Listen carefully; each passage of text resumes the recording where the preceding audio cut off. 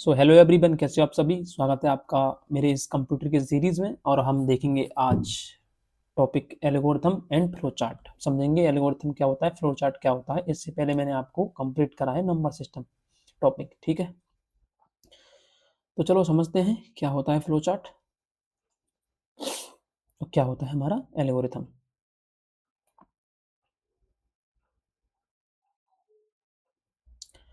तो एल्गोरिथम क्या, एक तरीके से पेन चेंज कर लेता हूँ मैं पहले। पेन ले लेता हूँ मैं रेड का। एल्गोरिथम क्या है? ये एक प्रोसीजर है जो रिजॉल्व करता है प्रॉब्लम को स्टेप बाय स्टेप, यानी कि स्टेप बाय स्टेप किसी प्रॉब्लम को सॉर्ट आउट करने का एक तरीका होता है। इस तरीके में कैसे प्रॉब्लम को सॉर्ट आउट करते हैं, तो स्टेप बाय स्टेप, ठीक है, स्टेप बाय स्टेप करते हैं। अगर हम टू द पॉइंट डिस्कस करें तो स्टेप बाय स्टेप किसी प्रॉब्लम को सॉर्ट आउट करने का क्या है, एक प्रोसीजर होता है। एल्गोरिथम को बनाने वाले कौन थे, इनके जनक, इनके पिताजी कौन थे, किसने इसे बनाया था? तो मोहम्मद आईवीएन मौसा थे। इन्होंने क्या करा था, इसको बनाया था, इसको डेवलप करा था। तो एल्गोरिथम को कब सर्च करा था? तो एल्गोरिथम को सर्च करा था, कब करा था? तो वो 9th सेंचुरी में करा था। अगर क्वेश्चन ये बने कि एल्गोरिथम किस सेंचुरी में डेवलप हुई थी, कब खोजा था इसे, तो 9th सेंचुरी में, ठीक है। अब हम देखेंगे फर्स्ट कंप्यूटर एल्गोरिथम, यानी कि फर्स्ट एल्गोरिथम कौन सी थी कंप्यूटर की, उसका नाम है नोट जी। नोट जी क्या है? ये एक हमारी कंप्यूटर की पहली एल्गोरिथम है। और इसको किसने लिखा था? तो एडा लवलेस। एडा लवलेस क्या थे, एक तरीके से इनको बनाने वाले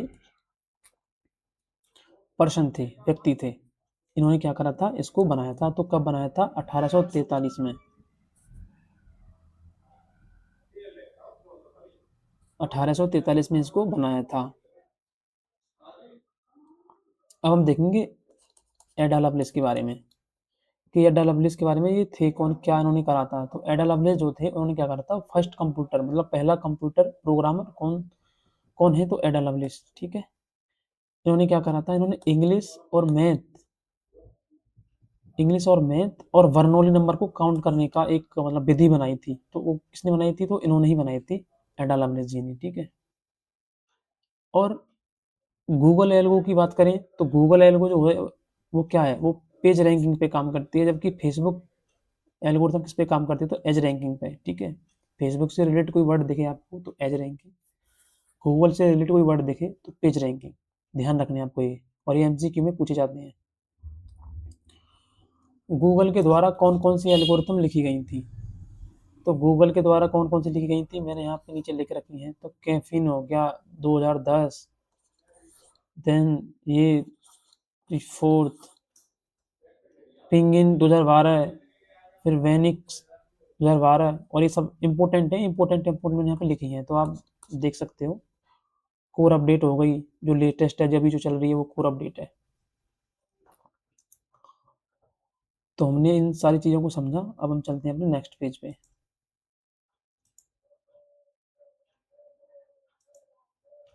एल्गोरिथम के टाइप्स कौन कौन से हो सकते हैं?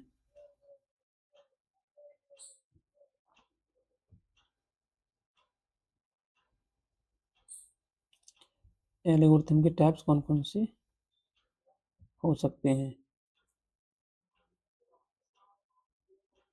मिनिमाइज हो जाए भाई, ठीक है। इसके टाइप होते हैं सर्च के लिए, सॉर्टिंग के लिए, डिलीट के लिए, इंसर्ट के लिए, और डेटा अपडेट के लिए इसका हम यूज करते हैं, ठीक है। जी मेरा सेकंड पेज ही है ना, एक बार मैं कंफर्म कर लेता हूँ। सेकंड पेज है। सर्च एल्गोरिथम के बारे में हम डिस्कस करते हैं पहले। सर्च एल्गोरिथम के बारे में, सर्च एल्गोरिथम का जो यूज होता है वो किसके लिए होता है? डेटा को सर्च करने के लिए, सर्चिंग के लिए होता है। डेटा को सर्चिंग के लिए। डिलीट कब कब यूज होता है? तो डेटा को डिलीट करने के लिए। इंसर्ट का कब यूज होता है? तो डेटा इंसर्ट करने के लिए हम डेटा का यूज करते हैं, इंसर्ट का यूज करते हैं, क्लियर। देन अपडेट, अपडेट का जो यूज होता है ये होता है हमें डेटा को अपडेट करने के लिए। जैसे कि आपकी वैल्यू सपोज दैट डेटा में 5 है, इसे मैं अपडेट करके क्या डाल देता हूँ, 6 डाल देता हूँ, तो अपडेट होके उसी पोजीशन पे 6 हो जाएगी। देन उसके बाद सॉर्टिंग के लिए होता है, सॉर्टिंग करना डेटा को, जैसे असेंडिंग ऑर्डर में हो सकता है और डिसेंडिंग ऑर्डर में हो सकता है, आरोही क्रम और अवरोही क्रम ऐसे हिंदी में बोलते हैं। अब हम देखेंगे एल्गोरिथम के एग्जांपल, कैसे मतलब ये एल्गोरिथम वर्क करती है। ठीक है,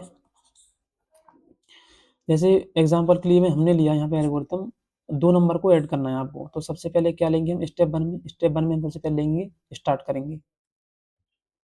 और एल्गोरिथम एज अ इंग्लिश में लिखी जाती है, इंग्लिश टेक्स्ट फॉर्मेट में। देन स्टेप 2 में क्या करेंगे, वेरिएबल डिक्लेयर करेंगे, यानी कि हम ये बताना चाह रहे हैं कि आगे हम क्या क्या यूज करने वाले हैं, तो उसको हम क्या करेंगे, पहले डिफाइन करेंगे स्टेप 2 में। स्टेप 3 में क्या करेंगे, वेरिएबल में डेटा को असाइन करा देंगे, यानी कि मुझे 2 नंबर ऐड करने हैं, तो n1 और n2 वेरिएबल लूंगा, उसमें डेटा को असाइन करा दूंगा। जैसे n की वैल्यू सपोज दैट मैंने ले ली, n की वैल्यू सपोज दैट 10 ले ली, और n2 की वैल्यू 20 ले ली मैंने, उस तरीके से। और स्टेप 4 में हम क्या करेंगे, ऐड कर देंगे, जो लॉजिक है उसे अप्लाई कर देंगे। स्टेप 5 में क्या कर देंगे, डेटा को डिस्प्ले पे दिखा देंगे कि हमने जो लॉजिक लगाया है उसका जो रिजल्ट है वो क्या होगा प्रिंट आने के बाद, प्रोसेस होने के बाद। स्टेप 6 में क्या कर देंगे, उसे एंड कर देंगे। ये एल्गोरिथम का हमारा प्रोसेस होता है। तो हमने क्या समझा, एल्गोरिथम के टाइप को समझा, एल्गोरिथम के स्टेप को समझा, कैसे कैसे वर्क करती है। ठीक है, अब हम चलते हैं अपने थर्ड पेज की तरफ और देखते हैं अगले कंसेप्ट को, कि फ्लो चार्ट।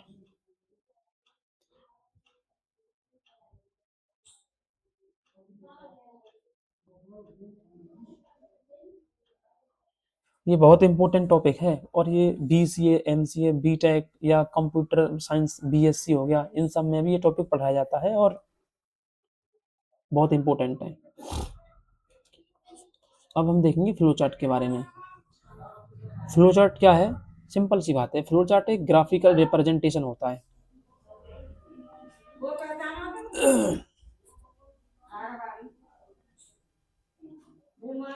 तो फ्लो चार्ट क्या है, ग्राफिकल रिप्रेजेंटेशन होता है। ठीक है, ग्राफिकल रिप्रेजेंटेशन के नाम से जानते हैं इसे हम, पिक्टोरियल फॉर्म में इसे हम मतलब जानते हैं, और डायगोनल वे में इसे हम इसके नाम से भी हम इसे जानते हैं, यानी कि इसको हम या तो ग्राफिकल रिप्रेजेंटेशन बोल दें, या पिक्टोरियल फॉर्म बोल दें, या डायगोमेट्रिकल फॉर्म बोल दें, या वे बोल दें, तो इन नामों से इसे क्या बोलते हैं, बोला जाता है, कॉल करा जाता है। फ्लो चार्ट के फाउंडर कौन थे, किन्होंने मतलब कौन था जिन्होंने इसे क्या करा था, बनाया था, तो फ्रैंक एंड लिलियन गिलब्रेच इनका नाम था, और 1921 में इसे बनाया था। ठीक है, अब हम देखते हैं कि फ्लो चार्ट जो होता है उसका यूज क्या होता है। फ्लो चार्ट का जो यूज होता है वो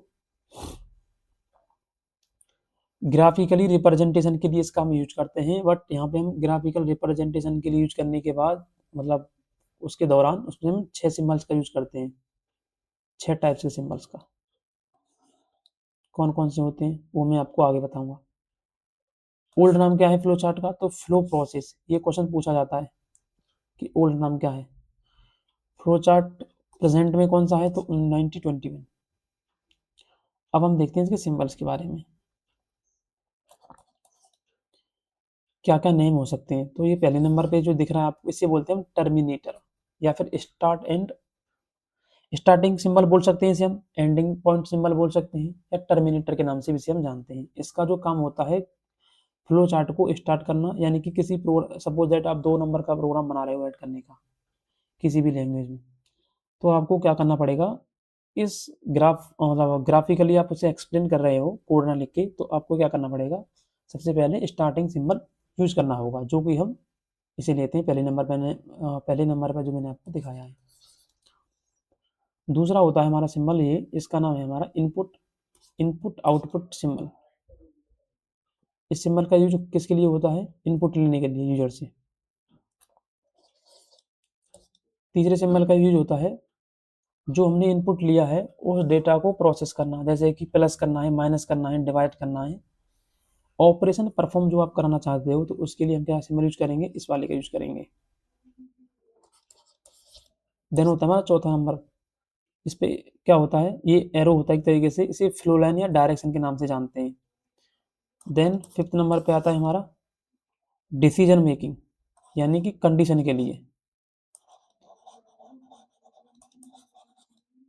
कंडीशन बनाने के लिए, जैसे कि मेरी एज, जैसे कोई राम है ना, राम नाम का व्यक्ति है, उसकी व्यक्ति की जो एज है वो 24 है, तो मैं चाहता हूँ कि राम की एज अगर 24 से ऊपर होगी तो वो ड्राइव कर सकता है, एक कंडीशन दे दी मैंने।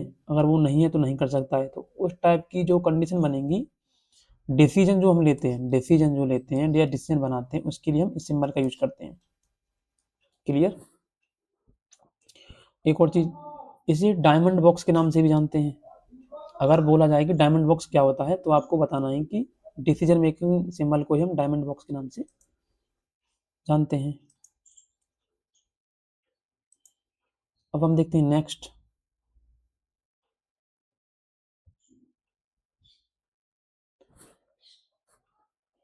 नेक्स्ट पे आता है ये सिंबल। ये सिंबल क्या करते हैं, एक तरीके से प्रोग्राम के अंदर, प्रोग्राम जब हम बनाते हैं तो उस चीज़ को रिप्रेजेंट करने के लिए हम इन सिंबल का यूज करते हैं, यानी कि प्री डिफाइंड प्रोसेस के लिए। ठीक है। देन उसके बाद हम आते हैं कनेक्टर, इसे हम क्या बोलते हैं, कनेक्टर बोलते हैं। और ये कनेक्ट करने का काम करता है फ्लो चार्ट में। ठीक है। अगर कोई पूछे कि कनेक्टर सिंबल क्या होता है, तो आपको तुरंत टिक मारना है, जो सर्कल टाइप का बना हुआ होगा। देन उसके बाद आते हैं हेक्सागोन, इसे क्या बोलते हैं, हेक्सागोन सिंबल बोलते हैं। इसका जो यूज होता है, कहाँ होता है, इसका यूज होता है लूप के लिए। ठीक है, लूप एंड लूप्स के लिए।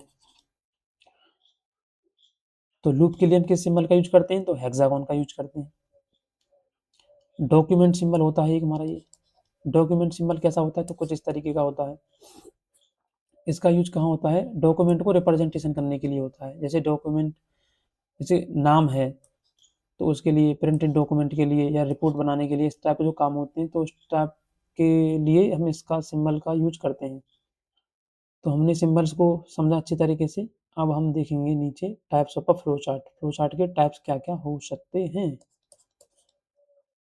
तो पहला फ्लो चार्ट का टाइप है हमारा माइक्रो फ्लो चार्ट, दूसरा है हमारा मिनी फ्लो चार्ट, तीसरा है micro level flow chart. Micro flow chart जो होता है, ये 6 चरणों में होते हैं। कैसे होते हैं, तो ये मैं आपको आगे बताता हूँ कैसे होते हैं, किस तरीके से वर्क करता है, विद डायग्राम एक्सप्लेन करूँगा इसे। देन होता है हमारा एक तरीके से mini flow chart. Mini flow chart क्या है, ये एक सेंटर, मतलब एक भाग पर केंद्र करके रखता है, और ये भी प्रोवाइड कराने के लिए होता है micro level flow chart. Question आपका ये बनेगा कि types of a flow chart, तो आपको बताना है कि 3 टाइप्स के, तो ऑप्शन दे दिए जाएंगे, माइक्रो, मिनी और एक दो और दे दी जाएगा, तो पूछेगा कि कौन सा है, तो आपको उसी के अकॉर्डिंग टिक लगानी है, मार्क करना है सर्किल को। अब हम देखते हैं अगला पेज अपना, और अगले पेज पे है हमारा सिंबल। कौन सिंबल क्या काम करेगा, चलो ये भी बहुत इंपॉर्टेंट है। बेसिकली 6 सिंबल्स को रिप्रेजेंट करके फ्लो चार्ट को ख़त्म कर देते हैं लोग, जबकि ऐसा नहीं होता। अगर डीप अंडरस्टैंडिंग करनी है तो ये सब सिंबल भी आपको समझने पड़ेंगे। जैसे ये हो गया, ये जो सिंबल किसको रिप्रेजेंट करता है, ये डेटाबेस को रिप्रेजेंट करता है। जो बच्चे थोड़े बहुत ही फेमिलियर होंगे, जो कंप्यूटर साइंस की डिग्री कर रहे हैं, तो उनको पता होगा डेटाबेस क्या होता है, मोंगोडीबी क्या होता है, एसक्यूएल क्या होता है, ये सब सारी चीज़ें। तो डेटाबेस के लिए हम यूज करते हैं, डेटा फाइल के लिए ऐसे हम यूज करते हैं, लिस्ट ऑफ इंफॉर्मेशन, मतलब वही बात घुमा फिरा के एक ही बात के बारे में डिस्कस किया जा रहा है, तो इसके लिए सिंबल यूज करते हैं डेटाबेस का। देन उसके बाद हम बात करते हैं स्टोरेज के लिए। स्टोरेज के लिए हम किसका यूज करते हैं, इस सिंबल का, स्टोरेज। ठीक है। डेटा कहाँ स्टोर करना है, तो इस टाइप के सिंबल में दिखाना है आपको। डेटा स्टोर करने के लिए इस सिंबल का यूज करते हैं। देन उसके बाद आता है हमारा ये सिंबल। ये क्या करता है, ये इंटरनली स्टोरेज है एक तरीके से, मतलब मेमोरी जो होती है, मेमोरी के अंदर जो स्ट्रक्चर बना हुआ होता है, उसके अंदर का ये रिप्रेजेंटेशन है। तो इंटरनल स्टोरेज के लिए इसका हम यूज करते हैं। Internal data storage, data storage. मैं आपको एक चीज़ और बताना चाहूँगा कि जैसे मैं कुछ लिखता हूँ तो आपको ना स्लो दिख रहा होगा, वो मैं अभी तो फ़िलहाल सही लिख रहा हूँ, पर स्क्रीन पे थोड़ा-सा इधर-उधर थोड़ा मतलब लेट दिखता है, तो उसे थोड़ा कॉम्प्रोमाइज़ करें। देन उसके बाद आता है हमारा डिले सिंबल। डिले सिंबल क्या करता है? अरे यार,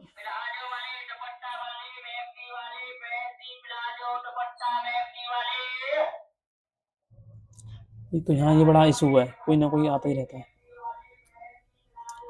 उसके बाद आता है हमारा ये सिंबल। ये सिंबल क्या रिप्रेजेंट करता है? ये डिले, मतलब अगर हमने कोई प्रोसेस करा है तो उसमें जो टाइम लगेगा, जो लेट हो रहा है समय, मतलब तो उसके लिए हम रिप्रेजेंट करते हैं इस सिंबल को, यानी कि delay of a process.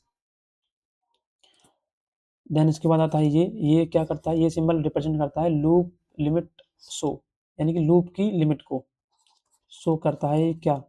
Loop की लिमिट को। क्लियर? अगर क्वेश्चन में ये दिखे कि लूप लिमिट शो, तो इस सिंबल का यूज हो उसमें, तो तुरंत टिक मारना है आपको, ठीक है।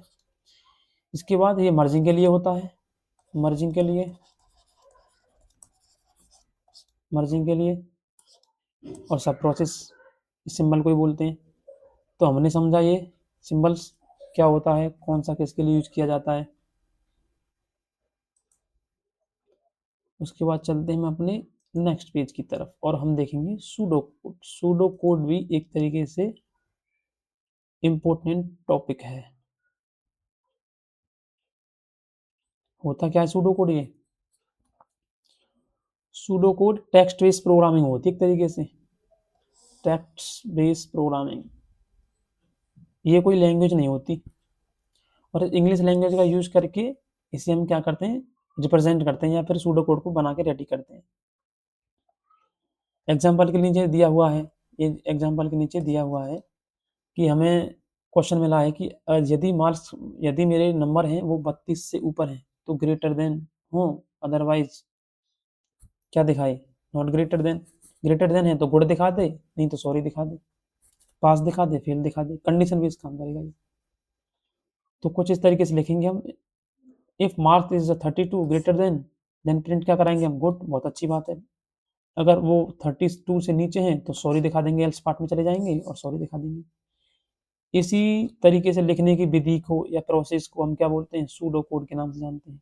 बस इतनी सी बात है। हमने किसकी कॉल आ गई?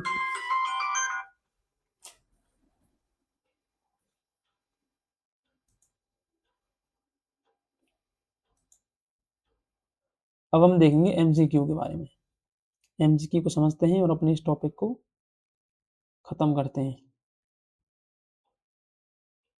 चलो बहुत बढ़िया। तो हम आ चुके हैं अपने एमसीक्यू की पीडीएफ पर। ये जो नोट्स हैं ये मैंने खुद ही बनाए हैं, ऐसा नहीं है कि मुझे कहीं से डाउनलोड कर लिया और फिर मैंने बना के आपको मतलब एक्सप्लेन कर रहा हूँ। मैं खुद ही बनाता हूँ इसे, खुद ही मतलब सारी चीज़ कर रहा हूँ। तो पहला क्वेश्चन आता है हमारा, which tool use for program design, यानी कि प्रोग्राम को डिजाइन करने के लिए हम कौन कौन से टूल का यूज कर सकते हैं। जैसे ही मैंने आपको बताया था, फ्लो चार्ट का यूज कर सकते हैं, सूडो कोड का यूज कर सकते हैं और एल्गोरिथम का। दूसरा क्वेश्चन है मेरा, the word comes from the name of the, क्या लिखा हुआ है ये, प्रेजेंट एंड मैथमेटिकल आईबीएन मोजा, ठीक है। यानी कि ये जो थे, इनका जो नाम मैंने लिया था ना, मैथमेटिकल और इंग्लिश और वर्नोली नंबर को कैलकुलेट करने वाले कौन थे? तो मोहम्मद आईबीएन मौसा थे। इन्होंने क्या करा था? इन्होंने क्या करा था? एल्गोरिथम को बनाया था। सिंपली ये एल्गोरिथम के जनक का नाम पूछा जा रहा है। ग्राफिकली रिप्रेजेंटेशन ऑफ एल्गोरिथम क्या होता है? Flow chart. Question number 4, flow chart that outline the main segment of a program, तो macro.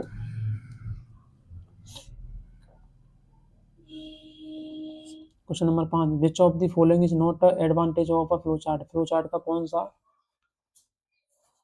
Flow chart of a advantage, मतलब बहुत सारे ऑप्शन दे रखे हैं उसमें से मैंने एक सिलेक्ट कर लिया जो सही था। तो इम्प्रॉपर डॉक्यूमेंटेशन ये एडवांटेज नहीं है फ्लो चार्ट का। क्वेश्चन नंबर 6 कहता है कि a detail flow chart is called, detail flow chart को हम क्या बोलते हैं, डिटेल फ्लो चार्ट को हम क्या बोलते हैं, तो माइक्रो बोलते हैं। Question number 7 which symbol represent of a different condition, different condition को दिखाने के लिए हम डायमंड सिंबल का यूज करते हैं, जो मैंने बताया था आपको, ये वाला, इस तरीके से, डिसीजन मेकिंग वाला। क्वेश्चन नंबर 8 क्या बोलता है, actual instruction in flow charting or representation, तो एक्चुअल इंस्ट्रक्शन को किससे रिप्रेजेंट करते हैं, तो बॉक्स से। Question number 9 the process of a drawing a flow chart for a algorithm is called, flow chart बोलते हैं उसे हम, ड्राइंग ऑफ फ्लो चार्ट को क्या बोलते हैं, flow charting. When a algorithm is written in the form of a programming language it become, यानी कि एल्गोरिथम को अगर हम प्रोग्रामिंग फॉर्म में लिखते हैं तो वो क्या कहलाएगा, तो वो कहलाएगा program. Diamond symbol represent decision making, जो मैंने आपको अभी बताया था।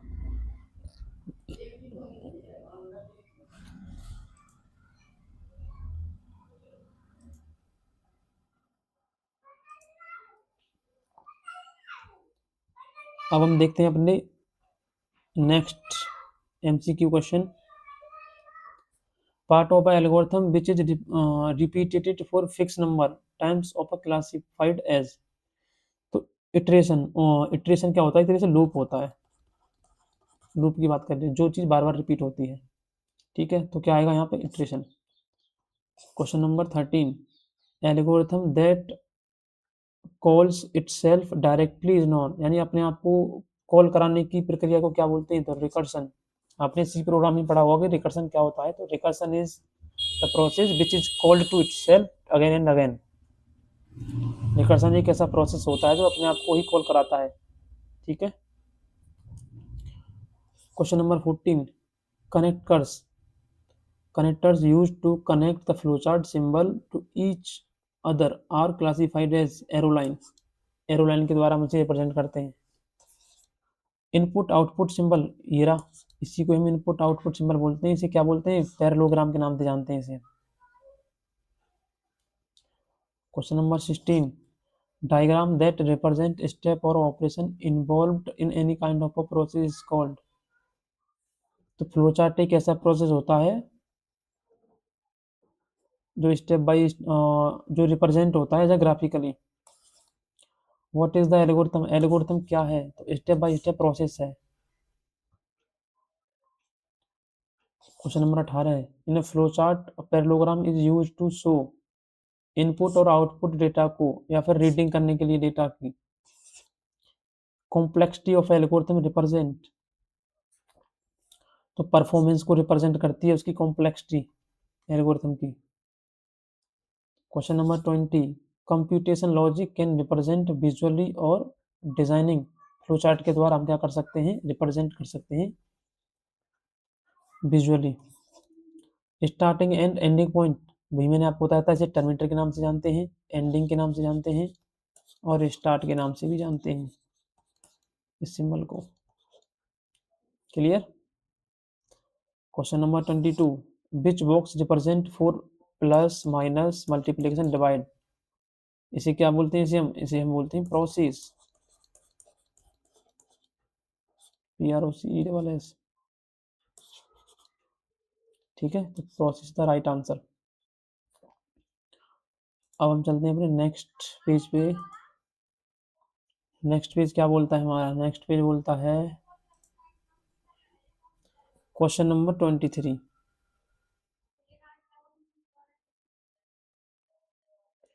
क्वेश्चन नंबर 23 क्या बोलता है, विच symbol use for yes, yes और नो के लिए किस सिंबल का यूज करते हैं, डिसीजन मेकिंग का, इसे हम क्या बोलते हैं, डायमंड भी बोलते हैं। शायद आपको ना दिख रहा हो, कैप्चर स्क्रीन आ सकती है इधर, स्क्रॉलिंग कर दूंगा नीचे दिख जाएगा आपको, ये देखो। Question number 29 decision box that, decision box के पास कितने इनपुट और कितने आउटपुट हो सकते हैं, तो 1:2 के रेशियो में हो सकते हैं, एक इनपुट और 2 आउटपुट हो सकते हैं। Question number 25 which symbol use for direction and connects to block in the flow chart. तो फ्लो लाइन सिंबल ऐसा होता है, वो क्या करता है, डायरेक्शन और कनेक्ट कर सकता है दो ब्लॉक को फ्लो चार्ट में। 26 which symbol use to connect two or more part of a flow chart. तो कनेक्टर सिंबल कैसा होता है, दो से ज़्यादा पार्ट्स को ग्राफ क्या बोलते हैं, फ्लो चार्ट के द्वारा रिप्रेजेंट कर सकता है। 27 question number, which symbol is use to represent in the loop. Loop को रिप्रेजेंट करने के लिए हम हेक्सागोन सिंबल का यूज करते हैं। हेक्सागोन जैसे षटकोण जो होता है वो। सब प्रोग्राम के लिए मैंने आपको बताया था, सब प्रोग्राम के लिए इस सिंबल का यूज करते हैं। और detailed flow chart is called, ये भी मैंने आपको बताया था कि डिटेल्ड फ्लो चार्ट को क्या बोलते हैं हम, तो माइक्रो बोलते हैं। माइक्रो क्या है, detailed flow chart.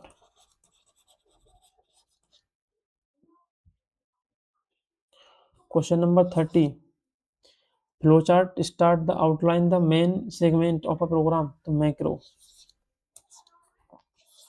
31 focus on only a part of the micro level flow chart, तो माइक्रो लेवल फ्लो चार्ट को हम क्या बोलते हैं, तो मिनी। इसका थोड़ा सा मतलब पार्ट होता है जिसे हम मिनी बोलते हैं। Flow chart provide a very detailed picture of a specific portion of a process, तो micro. 33 the flow process chart was organized introduced by, तो फ्रैंक एंड रिलियन गिलब्रिच द्वारा फ्लो चार्ट को क्या करा था, इंट्रोड्यूस करा गया था। तो हमने समझे यहाँ पे अपने कुछ एमसीक्यू, और उसके बाद चलते हैं नेक्स्ट पेज पे और देखते हैं और MCQ.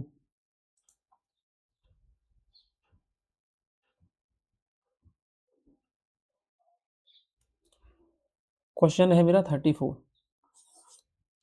Who develop the flow chart. Flow chart को डेवलप किसने करा था, तो हरमन जोहन वोन थे, इन्होंने क्या करा था, इसे बनाया था। 35 Google search to rank, Google search के लिए मैंने जैसे आपको बताया था वहाँ पे, तो क्या किसको बोलते हैं, तो पेज रैंक को। फेसबुक के लिए क्या बोलते हैं, एज रैंक को, एज रैंक को। ठीक है, यहाँ पे मैंने बताया भैया गूगल के लिए कौन सी एल को यूज होगी, तो पेज रैंक, और फेसबुक के लिए कौन सी यूज होगी, तो एज रैंक। ठीक है, क्लियर। अब हम देखते हैं क्वेश्चन नंबर 37। 37 क्या बोलता है, who develop the first algorithm, पहली एल्गोरिथम किसने लिखी थी, तो एडा लवलिस। एडा लवलिस ने लिखी थी, और ये पहली प्रोग्रामर भी थी इसके साथ साथ में। और इन्होंने बर्नौली नंबर का भी इन्होंने ही डेवलप करा था, काउंट करने का प्रोसेस को। Algorithm should have well defined input, well defined input algorithm के पास जीरो और मोर हो सकते हैं। एन एल्गोरिथम शुड हैव, वही जीरो और मोर आउटपुट के लिए भी। Question number 14, name of the latest algo which is develop by Google, Google के द्वारा डेवलप हुई थी, और ये क्या नाम है उसका, तो core update. Question number 41, the programs pseudocode is called, program pseudocode को क्या बोलते हैं हम, एल्गोरिथम बोलते हैं, algorithm. Clear. Question number 32, sorry 42, branching and looping process, यानी कि उसी की बात कर रहा है, ब्रांचिंग एंड लूपिंग प्रोसेस क्या बोलते हैं, फ्लो चार्ट बोलते हैं। Question number 43, flow chart always format your flow form, किस फॉर्म में होता है वो, लेफ्ट टू राइट चलता है और टॉप टू बॉटम प्रोसेस को फॉलो करता है। Question number 44, every flow chart, मतलब हर एक फ्लो चार्ट के पास जरूर होता है स्टार्टिंग पॉइंट और एंडिंग पॉइंट, इसे हम ऐसे बोलते हैं। क्वेश्चन नंबर 45 क्या बोलता है, what algo chat GPT use, तो नेचुरल लैंग्वेज प्रोसेस को फॉलो करती है। नोट जी क्या है, ये क्वेश्चन पूछा गया है 46 वाला। नोट जी क्या है, नोट जी हमारी एक एल्गोरिथम है, और एडा लवलेस द्वारा बनाई गई थी ये। उसके साथ साथ में इसका जो यूज हुआ था वो वर्नोली नंबर को कैलकुलेट करने के लिए बनाया गया था। क्लियर। अब चलते हैं हम अपने नेक्स्ट पेज पे, हमने सारे क्वेश्चन इस पेज के समझ लिए हैं। उसके बाद हम चलते हैं, लास्ट पेज है हमारा ये, क्वेश्चन नंबर 47। टोटल क्वेश्चन थे हमारे इसमें 53। क्वेश्चन नंबर 47 क्या बोलता है? 47 क्वेश्चन नंबर बोलता है, एडा लवलेस, एक मिनट, Ada Lovelace wrote the first Ada Lovelace द्वारा जो फर्स्ट एल्गोरिथम लिखी हुई थी वो थी analytical engine. 48 question number, not जी एल्गोरिथम डिजाइंड फॉर, यानी कि अभी मैंने बताया आपको बर्नौली नंबर को काउंट करने के लिए इसे हमने नहीं बनाया था, मतलब एडा लवलेस जी द्वारा बनाई गई थी, उन्होंने बनाया था इसे। फेक कोड का मतलब क्या होता है? तो सूडो कोड, सूडो कोड को फेक कोड के नाम से भी जानते हैं। क्वेश्चन नंबर 50, यहाँ पे ये छूटा हुआ है, यहाँ बताना आपको क्या आएगा। इस step by step description of algorithm, step by step algorithm in code like a structure using the plain text, तो सूडो कोड को करते हैं हमेशा हम, सूडो कोड को। देन उसके बाद हमारा है, बिना कोड में स्केच किए अनुमति देता है हमें, तो सूडो कोड हमें क्या देता है? कोड में बिना स्केच किए हुए अनुमति देता है काम करने की। क्वेश्चन नंबर 52, ग्राफिकली रिप्रेजेंटेशन क्या होता है? फ्लो चार्ट होता है। काफी टाइम से इसी को पढ़ रहे हैं, फ्लो चार्ट होता है। Last number 53, in A flow chart a process step by step usually called an activities denoted by a rectangle. तो हमने अपने 53 क्वेश्चन कंप्लीट कर चुके हैं इस सीरीज में।